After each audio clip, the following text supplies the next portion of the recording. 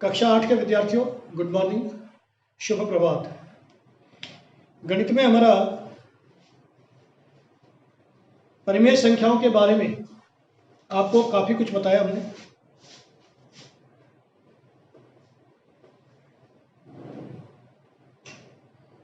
और इनके गुणधर्म बताए थे।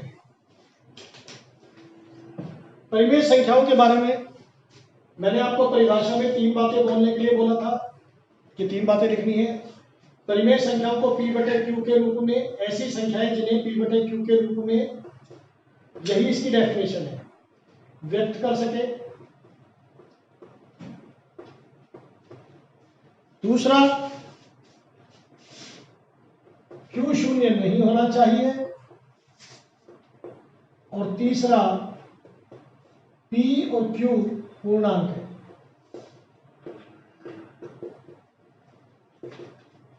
ये अपन ने इसकी डेफिनेशन बताई थी।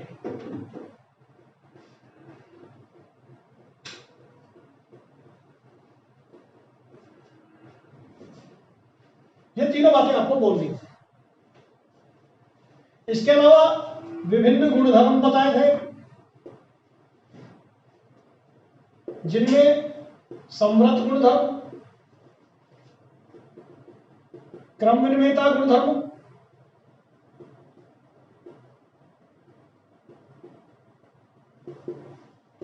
साहचर्य गुणधर्म,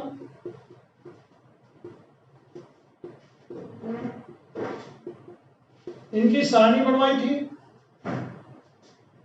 परिमेय संख्याओं के उदाहरण में हमने आपको बताया था सभी प्राकृत संख्याएं, सभी पूर्ण संख्याएं, सभी पूर्णांक और सभी भिन्न संख्याएं, ये इसके उदाहरण थे।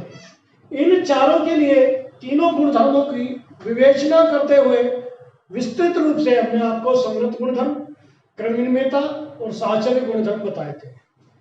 मैंने आपको योज्य प्रतिलोम बताया था, योज्य तत्समक बताया था। किसी भी संख्या के लिए शून्य योज्य तत्समक होता है, यानी कि किसी भी संख्या में शून्य को जोड़ा जाए या शून्य को घटाया जाए तो मान में परिवर्तन नहीं होता। योज्य प्रतिलोम उस संख्या का विपरीत चिन्ह, यानी कि दो ऐसी संख्याएं जिन्हें जोड़ने पर शून्य प्राप्त हो, एक दूसरे की योज्य प्रतिलोम होती है। मैंने आपको गुणात्मक तत्समक भी बताया था। वह संख्या जिससे किसी भी संख्या को गुणा किया जाए और मान अपरिवर्तित रहे, उसको कहते हैं गुणात्मक तत्समक। और प्रत्येक संख्या के लिए एक गुणात्मक तत्समक है। अब है गुणात्मक प्रतिलोम।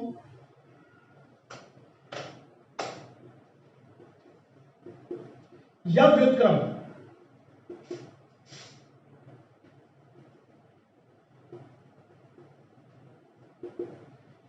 मान लो x कोई संख्या है,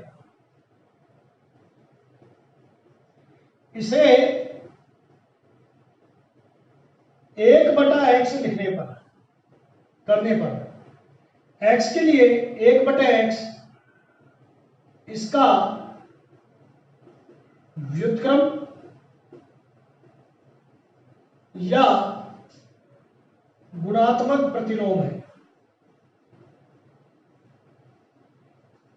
1/x, 5 के लिए 1/5, -2/3 के लिए 3/-2, ये इसके गुणात्मक प्रतिलोम है या व्युत्क्रम है।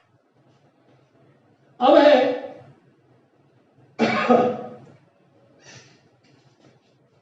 वितरकता नियम।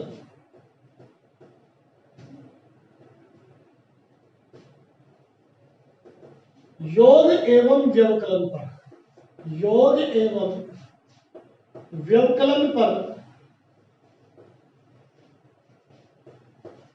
गुणन की वितरकता, यह अंतिम नियम है। और इसके बाद प्रश्नावली के सवाल चालू हो जाएंगे। तो जैसे मान लीजिए ये कोई संख्या है, ये योग हो रहा है और इसको a से गुणा करना है, तो रिजल्ट आएगा AB + AC। और माइनस में है तो ए बी माइनस ए सी। इसे कहते हैं गुणन की योग एवं व्यवकलन पर वितरकता। और इसके विपरीत अगर इसमें से ए को कॉमन ले ले, उभयनिष्ठ ले ले तो ये होगा, और यहां पर ले ले तो ये होगा। अब विभिन्न गुणधर्मों को देखते हुए हम लोग उचित गुणधर्मों का प्रयोग करते हुए प्रश्नावली के सवाल शुरू करते हैं। और आज से अपनी प्रश्नावली चालू होती है। प्रश्नावली से पहले के जितने भी टॉपिक थे मैंने आपको इतने दिनों की क्लास में करा दिए। प्रश्नावली में जैसे कि प्रश्न है कि गुणधर्म का प्रयोग करके करना है आपको। -2/3 इंटू 3/5 प्लस 5/2 माइनस 3/5 इंटू 1/6। आपको इस प्रश्न को किसके द्वारा करना है? गुणधर्म का यूज करते हुए इसे हल करना है। अब कैसे करेंगे वो देखिए।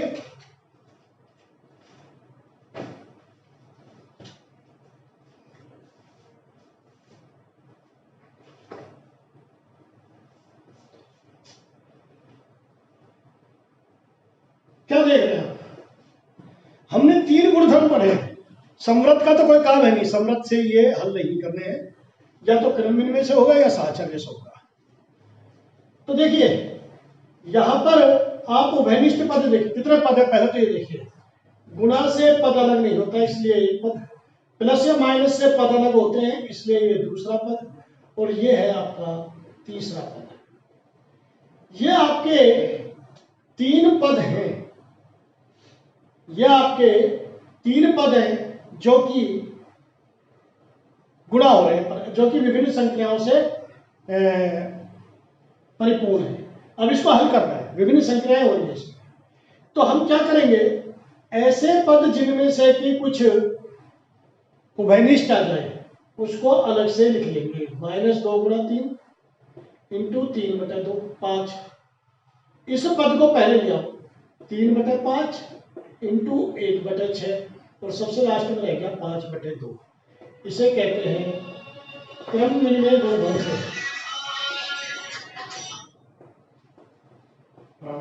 क्रम विनिमय गुणधर्म द्वारा। तो अब देखिए 3/5 को कॉमन ले लेंगे, -2/3 और -1/6, या तो -2/3 या -1/6। 5/2 को ऐसे के ऐसे। ये कौन सा नियम है? वितरकता।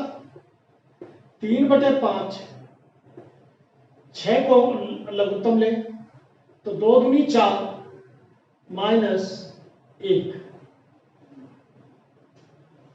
2 दूनी 4 और -1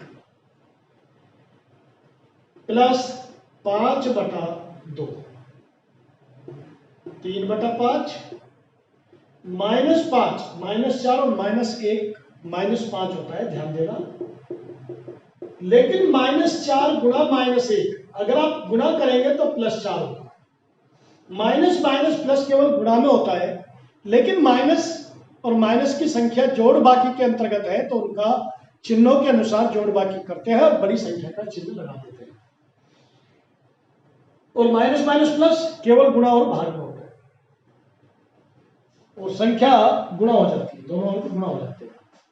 तो देखिए 3/5 ब्रैकेट का प्रयोग करें, 2 ब्रैकेटों के बीच में कोई चिन्ह नहीं है तो वो गुणा माना जाता है, प्लस 5/2।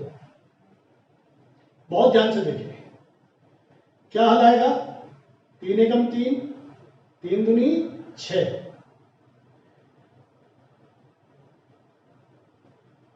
आप इसको फिर क्रम विनिमय गुणधर्म से कर सकते हैं। बहुत ध्यान से देखें, वैसे 5 से 5 कर सकता है, लेकिन हम क्या करेंगे 5/2 को उभयनिष्ठ लेंगे।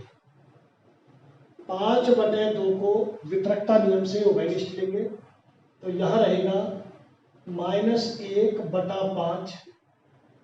5 तो बाहर गया, क्या बचा माइनस का चिन्ह, -1/5 और +1, 5/2 बाहर चला गया।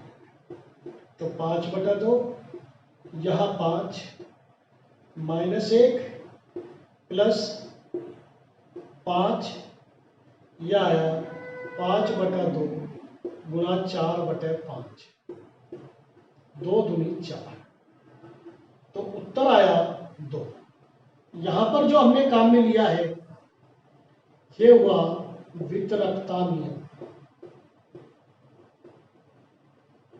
वितरकता गुणधर्म। ये क्रम विनिमय गुणधर्म। आप प्रश्न को यहां भी हल कर सकते हैं। 5 एकम 5 तो -1/2 प्लस 5/2, यहां से सवाल को ऐसे भी कर सकते हैं कि -1/2 प्लस 5/2, 5 से 5 काटना पड़ेगा और ये हो गया 2 लघुत्तम, तो -1 प्लस 5 4/2 यानी कि 2। इस स्थिति में केवल एक ही गुणधर्म काम आया है,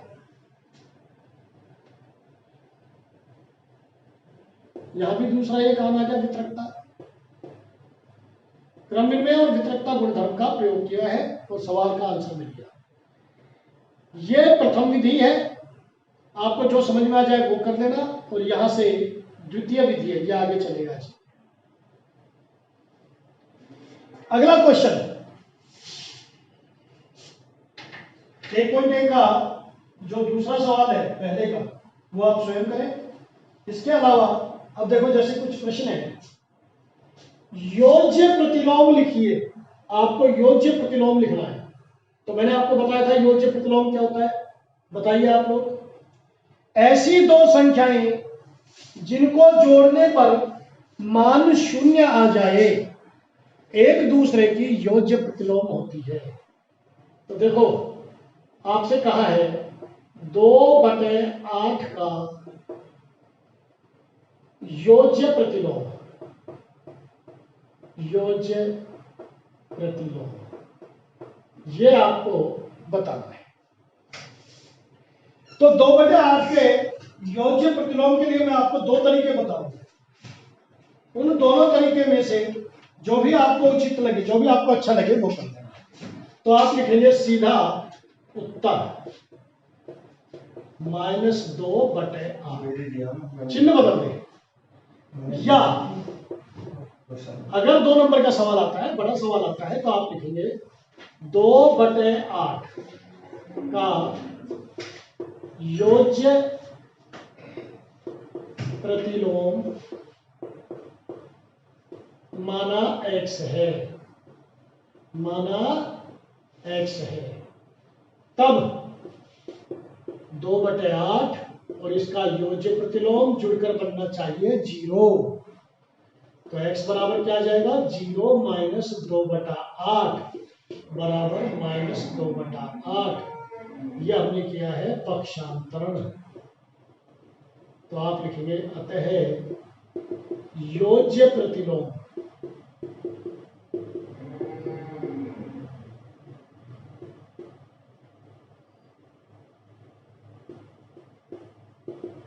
(2/8) का योज्य प्रतिलोम -2/8।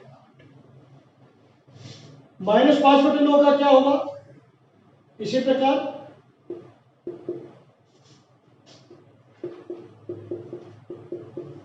5/9, चिन्ह बदल देंगे। और अगर अंश और हर में दोनों में कहीं माइनस का निशान है, जैसे मैं आपको सवाल बताता हूं, प्रश्न संख्या पहले का तीसरा, दूसरे का तीसरा, सॉरी, -6/5, दूसरे का तीसरा -6/-5। सबसे पहले इसको हल करो। मैंने आपसे अभी क्या बताया था कि माइनस माइनस प्लस केवल गुणा और भाग में होता है। यहां भाग की क्रिया हो रही है, दोनों के चिन्ह समान है, इसलिए ये संख्या 6/5 मानी जाएगी। क्योंकि इसको हल करेंगे तो 6 गुना -1, 5 गुना -1, -1 से -1 कैंसिल, 6/5। अब आपको इसको 6/5 का योज्य प्रतिलोम क्या होगा, -6/5। यह हुआ आपका दूसरा सवाल। तीसरे सवाल में आपको गुणात्मक प्रतिलोम बोला गया है। तो दी गई संख्या को 1/, में लिखने पर गुणात्मक प्रतिलोम प्राप्त होता है। बताया था ना आपको गुणात्मक प्रतिलोम या व्युत्क्रम। मान लो x का गुणात्मक प्रतिलोम क्या होता है? 1/x। इसको व्युत्क्रम भी बोलते हैं। आप चाहे तो ये लाइन लिख सकते हैं। अब कोई भी सवाल पूछे आप ये लाइन लिख करके हल करें। जैसे -13 का गुणात्मक प्रतिलोम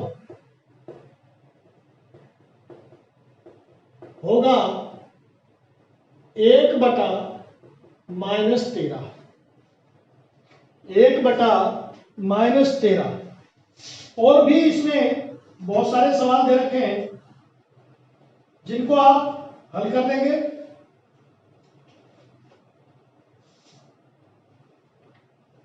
मैं आपको 1-2 सवाल और करा देता हूं। पर एक बात का विशेष ध्यान रखें कि जब कभी भी अंशीय हर में माइनस का चिन्ह हो तो पूरी भिन्न का चिन्ह माइनस का माना जाता है और इसको प्रदर्शित किया जाता है अंश से। तो इसका ये उत्तर लिख दे तो ज्यादा बढ़िया है। एक प्रश्न है,